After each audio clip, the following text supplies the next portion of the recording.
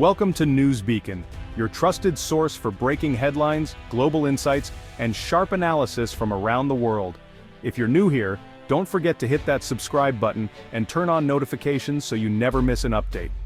Picture this. A quiet Tuesday morning, sunlight streaming through your window, coffee in hand, scrolling through the news on your phone as the world slowly wakes up around you. The air is calm, the routine familiar, and nothing seems out of the ordinary. Suddenly, a headline flashes across your screen, jolting you awake and making you nearly spit out your drink.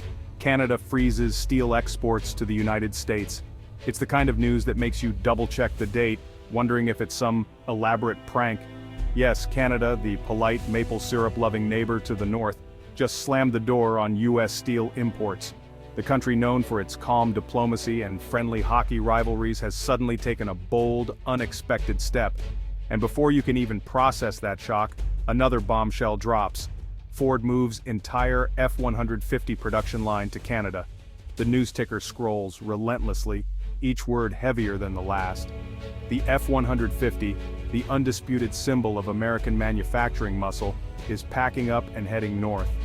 For decades, this truck has been a staple of American roads and a point of national pride.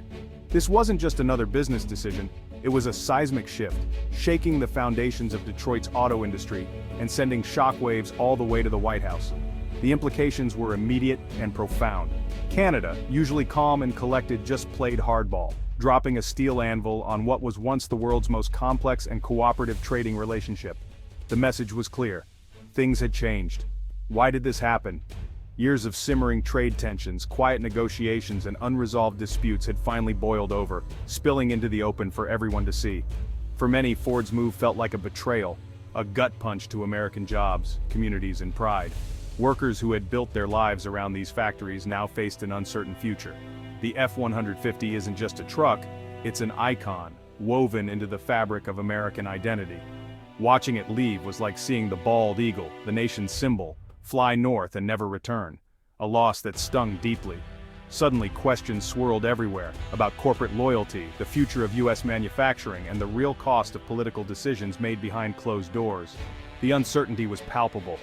In the world of global economics, capital always goes where it's treated best, even if that means crossing borders, leaving anger and confusion in its wake, and rewriting the rules of the game. The shockwaves were instant, rippling through boardrooms, factory floors, and living rooms alike. The fallout was just beginning, and no one could predict where it would end. Welcome to the new era of North American trade, an era defined by uncertainty, bold moves, and the constant push and pull of economic power. Why did Canada freeze steel exports? It wasn't a random decision, nor was it made lightly. The move sent shockwaves through the industry, but there's a deeper story behind it. The backstory? It all comes down to Buy American policies. For years, the U.S. has prioritized American-made goods, especially when it comes to massive government projects like highways, bridges, and public buildings. These policies are designed to boost local industries, but they often leave close trading partners out in the cold. Canada argued that these rules violated the spirit, if not the letter, of trade agreements like USMCA, which were supposed to ensure fair access for both sides. Canadian officials tried diplomacy first, writing letters, holding meetings, and making polite but firm phone calls. But despite their efforts, Washington didn't budge. The final straw came when new U.S. laws effectively locked Canadian steel out of major American projects, shutting the door on a market that Canadian companies had supplied for decades.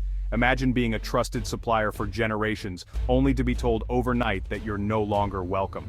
For Canadian steelworkers, it felt like a betrayal. Canada felt sidelined, their industries threatened, and thousands of jobs suddenly at risk. The stakes were high, not just for business, but for entire communities. So, Trudeau's government decided enough was enough. They needed to send a message that couldn't be ignored. They froze steel exports, a bold and unprecedented move aimed at getting Washington's attention and forcing a real conversation about fairness.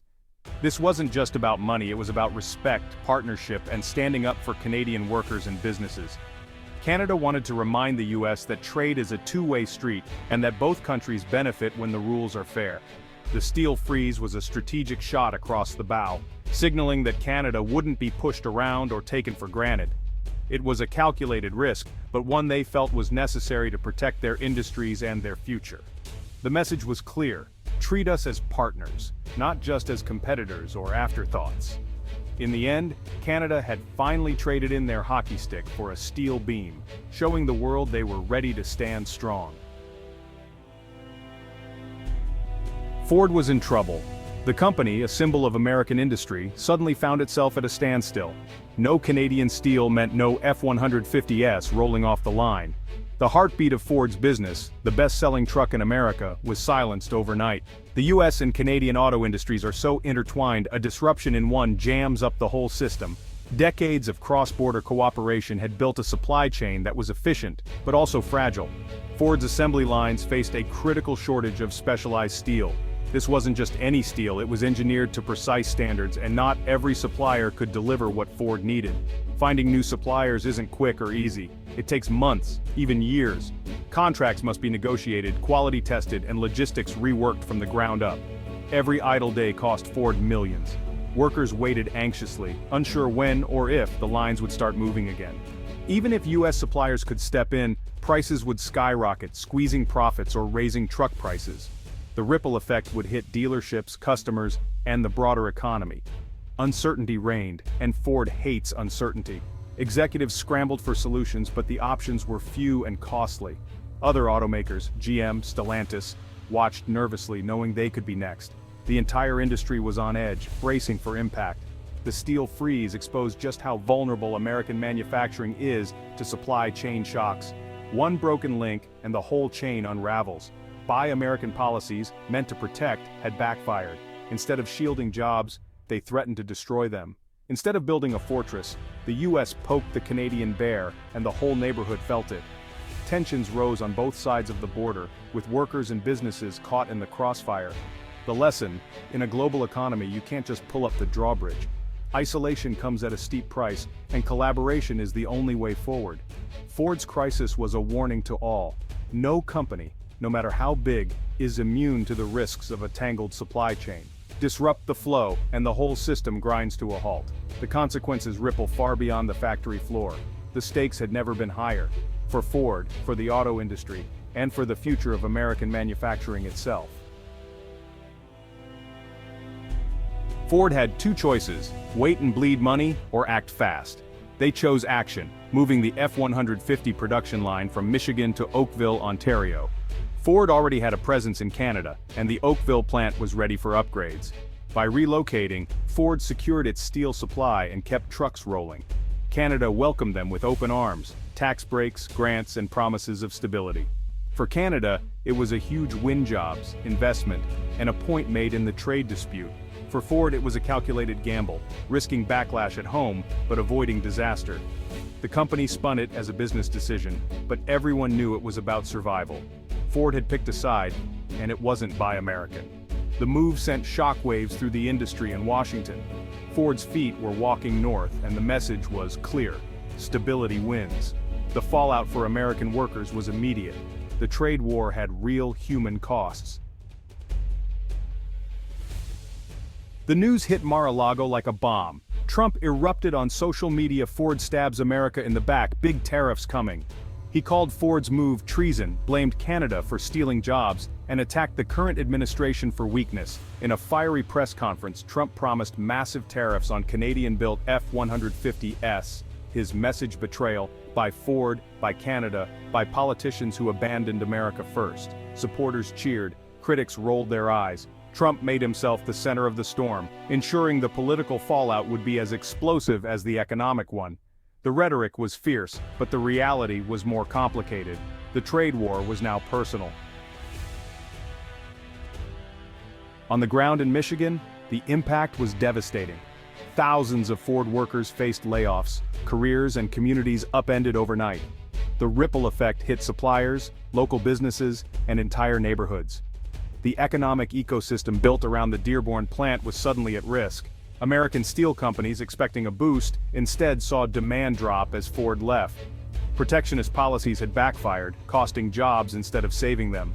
Workers were left with few options. Some could transfer, most faced unemployment. The promise of America first had led to jobs heading north. For many, it was a bitter, confusing pill to swallow. The real cost of the trade war was measured in lost livelihoods.